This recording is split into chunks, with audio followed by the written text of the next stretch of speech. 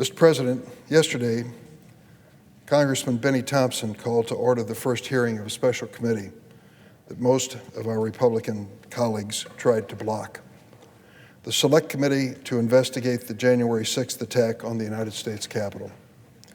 It continues to amaze me that an independent, bipartisan committee to investigate the worst assault on our democracy since the War of 1812, an assault that left one police officer dead and more than 140 injured, was filibustered and stopped in its tracks by the Republican leader of the Senate, Mitch McConnell.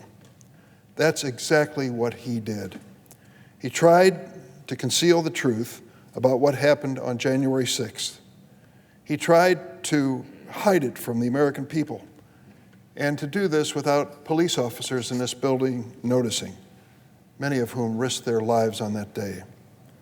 Well, we saw yesterday that he failed. Senator McConnell failed to stop the investigation. We're going to learn what happened on January 6th, despite his effort to stop it. During the first hearing of the Select Committee yesterday, we heard testimony from 4 police officers who battled the mob for hours on January 6th. Many of us witnessed it. 2 members of the Capitol Police Force and 2 from the Metropolitan Police Department of Washington, D.C. testified. These officers were brutalized in hand-to-hand combat.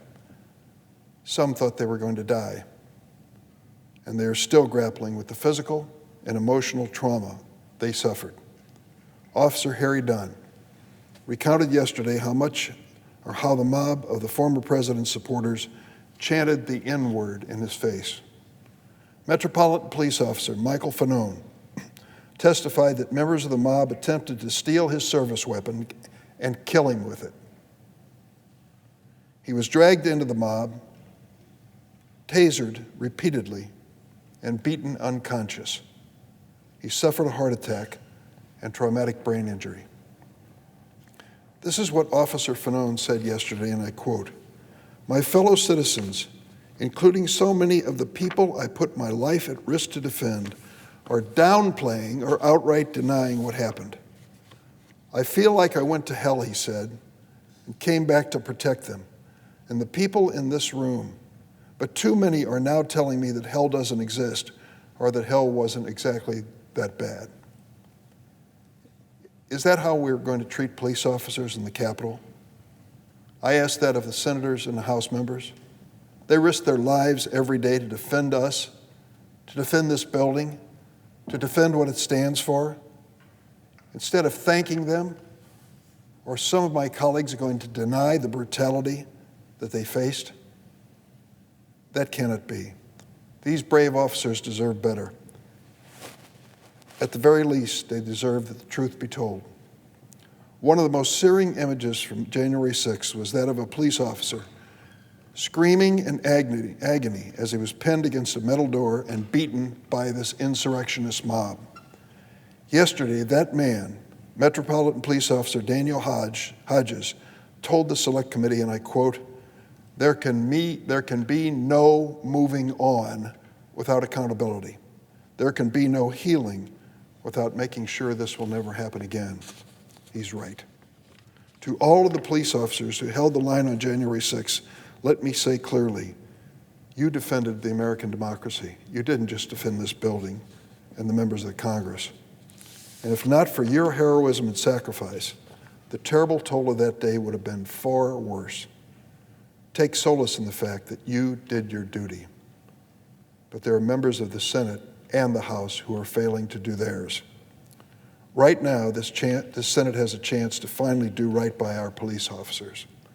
Yesterday, Chairman Leahy and Vice Chairman Shelby announced a bipartisan $2.1 billion security supplemental funding package that will not only pay the salaries of our Capitol police officers, it will increase security at the Capitol. It will reimburse the National Guardsmen who were deployed to defend this building after January 6th, great sacrifice. That package would also provide relief to another group of heroes who risked their lives for America, who did so on foreign soil. Our civilian partners in Afghanistan This package would provide an additional 8,000 special immigrant visas to Afghan interpreters who supported our diplomats and troops on the front line of America's longest war. As we begin to finally bring our troops home from Afghanistan, let's not forget the heroes who supported them and risked their lives to help them. Many of these individuals and their families are no longer safe if the Taliban takes control. We need to give them a new home in America. I'm glad this bill provides the means to do so. I thank Senator Leahy for leading the negotiations. I hope every senator will support it. Yesterday, Officer Harry Dunn told the Select Committee about the anxiety that he and other officers felt when the remaining security fence around the Capitol was taken down. But little else has been done to protect this building from another mob insurrection. Officer Dunn said, "When that fence came down, when we lost that last layer of protection, that was hard. The fence came down and still nothing has changed. Everything is different, still nothing has changed." This is the time to show the officers who protected us and the world that when you defend America in our time of need, we'll stand by you. I urge all my colleagues to support this security supplemental bill. It's the least that we can do. There's one other thing I'd like to say, Mr. President. It's just too close to call. I've thought about it long and hard, and it's just too close to call. In an effort to plumb the depths of political meanness and irresponsible, it is just hard to choose between Tucker Carlson and Laura Ingraham.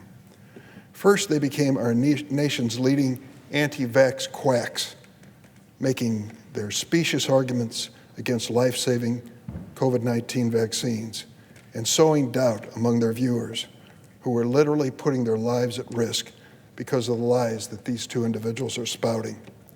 And now they are creating a braying chorus focused on defaming the police who defended this building on January 6th.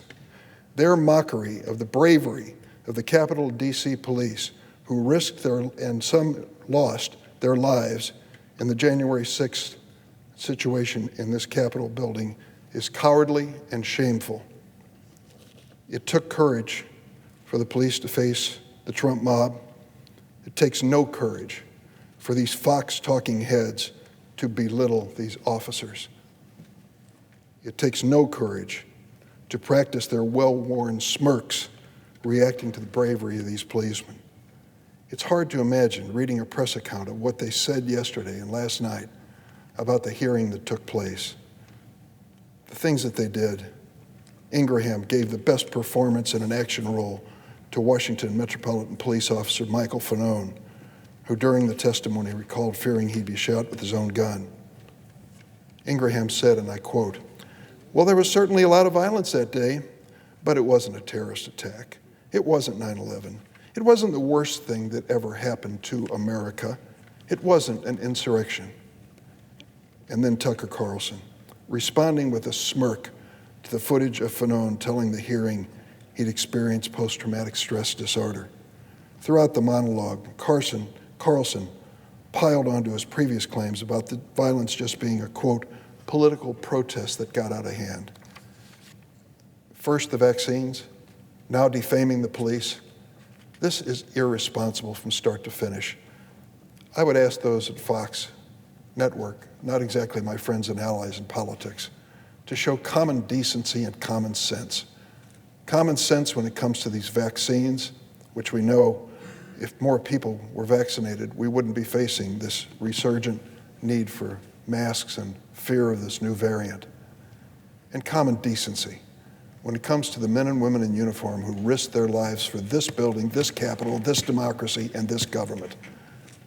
Certainly there's freedom of speech, but let's hope that good sense will dominate this discussion over at the Fox Network as to whether these two ought to be allowed to continue their rant. I yield the floor and suggest the absence of quorum.